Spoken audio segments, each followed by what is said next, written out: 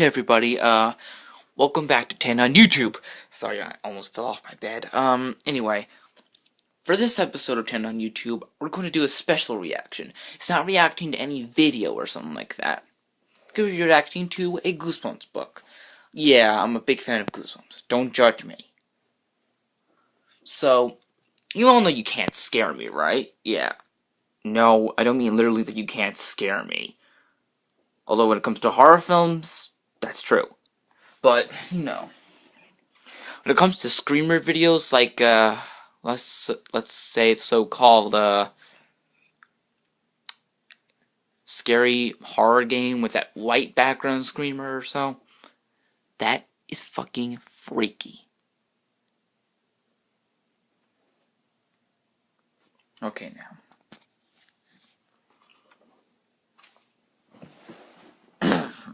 So this is episode 73. 73rd episode. It's about 26 more episodes till episode 100, and 2 more till episode 75, with a very special review. I can't tell you what it is yet. You'll see. But all I'm telling you now, it's a review for something that's top 5. Can't tell you what it is yet. You'll see. Anyway, right now I'm in the part of the book where I'm on the last line I read was this: and saw the tall, lean monster stagger toward me, its face dripping with dark blood. Creepy, eh? It's freaky. So, but by the way, if you have a kid watching that's easily scared, do not, and I repeat, do not watch this episode of 10 on YouTube. You know, it's not violent or gore, but it can be freaky for kids. So yeah, Although in a way it can be a little violent. It's not really gore at all. It's not really gore, but you know what I mean. Okay, chapter 13. The tall monster lurched toward me, its dripping arms reaching out in front of me, ready to grab me. "Kevin, get out of here!" I cried. "You're dripping mud all over my floor." My older brother Kevin lowered his arms to his sides. "It isn't real mud, punk. It's makeup. I don't care," I replied shrilly, jumping up off the bed and giving him a hard shove in the stomach. "It's dripping all over." He laughed. "Scared you, didn't I?" "No way," I insisted. "I knew it was you." "You thought it was a mud monster," he said, grinning at me through the thick, brownish-orange gunk dripping down his face. "Admit it, punk. I hate it when he calls me punk. I guess that's why he does it. You don't look like a mud monster. You don't look like a mud monster," I told him acidly. You just look like a pile of garbage." "We scared some little kids who came into the woods this afternoon," Kevin said gleefully. You should have seen their faces. We ran at them and yelled, 'Boo!' 2 of them started to cry," he snickered. "Way to go," I muttered. I gave him another shove toward the door and got the thick, brownish orange gunk all over my hands. "The video's almost finished," he told me, deliberately wiping his hand on my open notebook. He stared down at the dark stain he had made on my math homework. "Maybe I'll let you see when it's done." "Get away from my stuff, Kevin!" I said angrily. Then I remembered what I wanted to ask him and changed my tone. "Can I be in the video?" I pleaded. "Please? You said maybe I could be in it, remember?" Punk. He shook his head. "You'd get too scared." "What? Was he putting me on?" "You get too scared, Eddie," he repeated, scratching his forehead through the heavy, wet makeup. "All alone in the deep, dark woods with 3 mud monsters walking around. You lose it. You totally lose it." "Hey!" I cried angrily. "You're not funny, Kevin. You promised." "No, I didn't," Kevin insisted. A big brown glob of gunk fell off his shoulder and landed with a splat on my floor. "Whoa.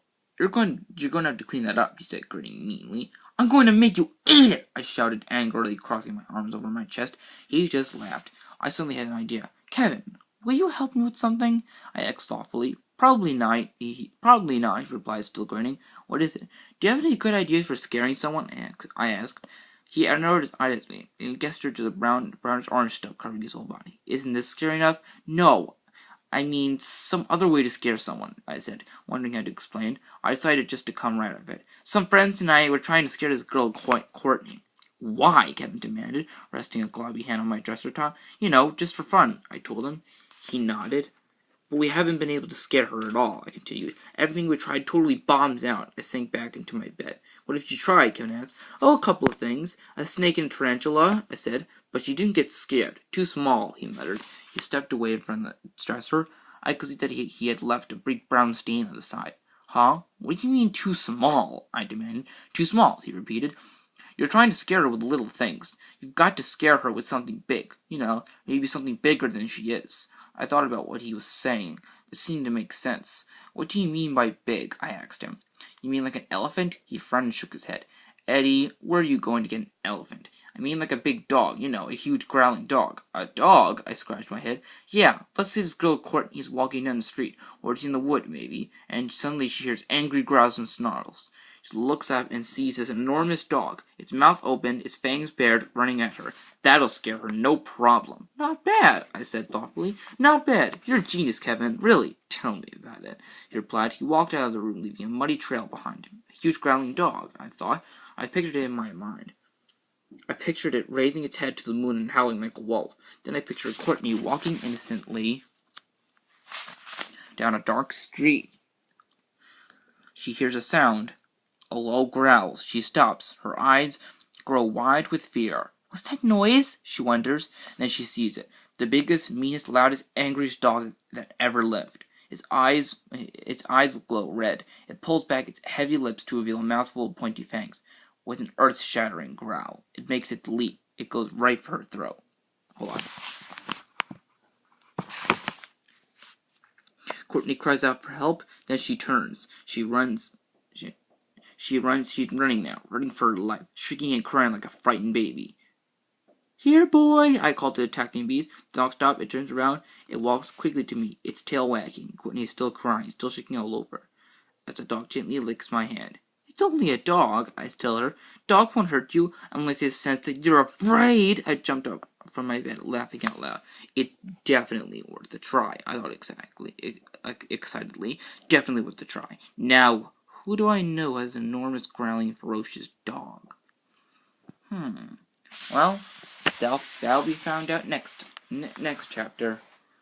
Yeah, not much of a, well, you know what I mean, really. Okay, so, this actually was a brand new reacting time episode for 10 on YouTube. Yep, we haven't done a reacting time for a while. If you're wondering what happened with Dinner Time with 10, that is on a hiatus for a while.